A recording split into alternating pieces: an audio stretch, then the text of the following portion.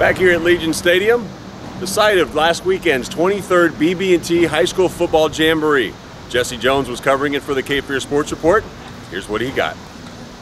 The BB&T Jamboree is the annual kickoff to the high school football season. Taking the field first was Wallace Rose Hill and Ashley with two new head coaches. Jason Tyndall here for Ashley leads the Wildcats out onto the field, but it was Wallace Rose Hill who scored first.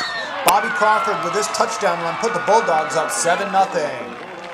Ashley would try to respond. Zach Finnegan drops back and he hooks up with Adrian Watkins on the touchdown score, evening it at 7.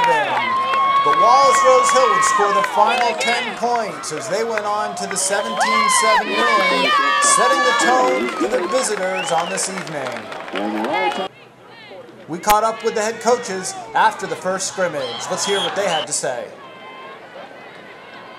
Obviously, Ashley was throwing the ball on us. We need to shore up our pass defense a little bit, but I thought our kids got after it and played hard. We got a little discombobulated when things didn't go well, starting with the coaches first, but also learned that we'll keep scrapping and things are on the right track at Ashley High School. Hoggard and South Brunswick took the field next with Mike Aikenson replacing Bad Busby at quarterback. Here this pass is incomplete. South Brunswick has a good running back in Kenny White.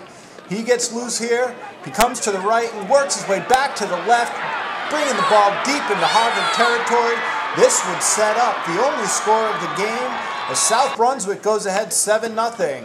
Hoggard's offense never could get things in gear, and while the defense played well, the offense couldn't get on the scoreboard.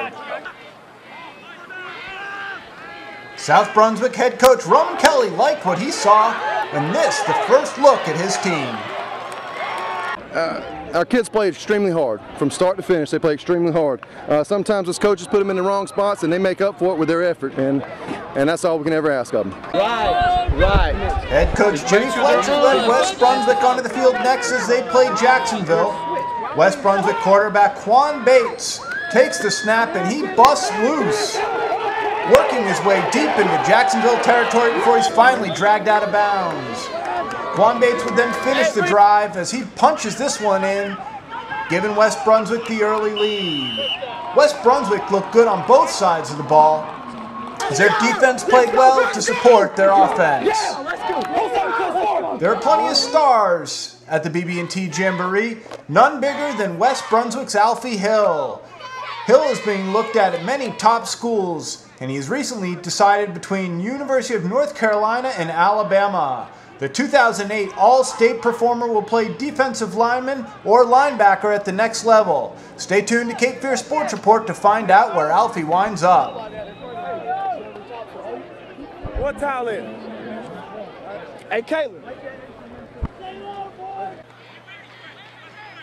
New Hanover suffered 3 injuries to quarterbacks, so they looked to keep things on the ground. Tevin Mishu did much of the damage.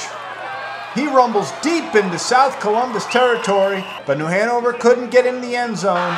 Jamal Hemingway, on the other hand, was able to find pay dirt on a 75-yard score. South Columbus topped Kevin Motzinger's Wildcats 7-3.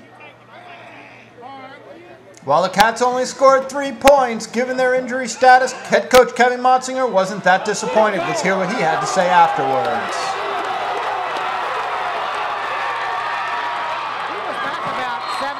We lost 3 quarterbacks last night in the scrimmage, and we practiced at 4 o'clock today and put in some new stuff, and the kids handle it. And I tell you, that's a compliment to these boys, and that's the way they've been all season, all before Christmas, after Christmas, whatever we've thrown at them, they've handled it.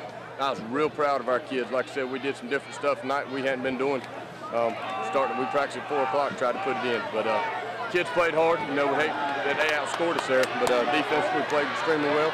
Offensively, I thought we moved the ball well. You know, and for putting in an offense since 4 o'clock, I thought they looked pretty good. And I'm so proud of kids. And we got 31 seniors and to play in front of this crowd. What a great experience for them. Biggest thing is Coach Miller, and y'all need to make sure y'all talk about him. You know, Coach Miller and what BB&T does. I mean, there ain't nothing better than stating this right here. And that's the bottom line. You can put that every TV channel across the nation. And that's the compliments of what Joe Miller, who we're getting ready to lose, and that's going to be somebody we will not be able to replace in this county, and what he's meant to not just football, but New Hanover County and athletics and the kids of this county. In the nightcap, it was Laney and Whiteville taking to the field. Whiteville quarterback Barrett Proctor rolls back, gets flushed out of the pocket, and he jukes his way all the way back across the grain, going all the way for the touchdown, putting Whiteville up early, 7-0. Head coach Greg Dietz is without several of his stars from last year. He's without quarterback Andy Olson, so Tevin Clay was in tonight taking some snaps. Here he hooks up with tight end Brandon Ellington. He works his way down and finds the end zone for a Laney touchdown. While Laney would even the score at 7, they couldn't top Whiteville as they prevailed 20-19. When all was said and done, it was a rough night for the homestanding team. They were outscored by the visitors by a grand total of 57-32. For the Cape Fear Sports Report, I'm Jesse Jones.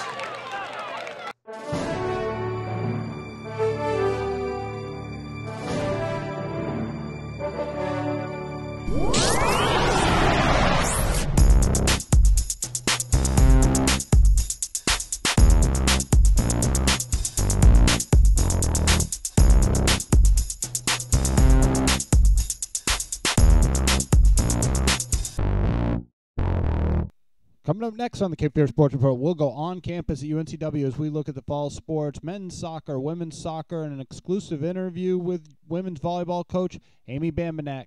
All that next on the Cape Fear Sports Report.